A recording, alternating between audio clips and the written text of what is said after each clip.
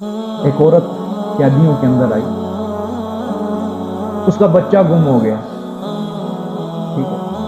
اب ماں اس کا نومولود بیٹا شیر خوار بچہ گم ہو جائے، اس کی حالت یا وہ خود جانتی ہے یا اس کا خدا جانتا ہے۔ اب وہ عورت ماری اپنے بچوں کو تلاش کرتے ہوئے کبھی ادھر جا رہی ہے کبھی ادھر جا رہی ہے، اور اس کے ہوش و حواس اس طرح گم ہو گئے کہ جس بچے کو بھی دیکھ رہی ہے اس کو اپنا بچہ سمجھ کے اپنی چھاتی سے لگا رہی ہے، وہ دودھ پلانے لگ جائے۔ بعد میں پتہ چلتا ہے یہ میرا بیٹا نہیں، پھر بھاگتی ہے، پھر اپنا بیٹا تلاش کرتی ہے، پھر اس کو سینے سے لگا کے پھر اس کا منہ اپنی چھاتی سے لگا لیتی ہے دودھ پلا، پھر پتہ چلتا ہے میرا بیٹا نہیں ہے، یوں تلاش کر رہی ہے۔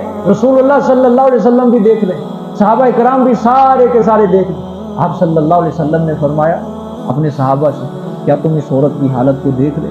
صحابہ نے عرض کی یا رسول اللہ ہاں دیکھ رہے کہ یہ عورت اپنے بچے کی تلاش کے اندر ماری پھر رہی ہے، سکون لٹ چکا، چین لٹ چکا، اس کا ختم ہو چکا۔ آپ صلی اللہ علیہ وسلم نے فرمایا اگر یہ بچہ اس کا مل جائے تو بولو کیا یہ ماں اپنے بچے کو آگ کے حوالے کرے گی؟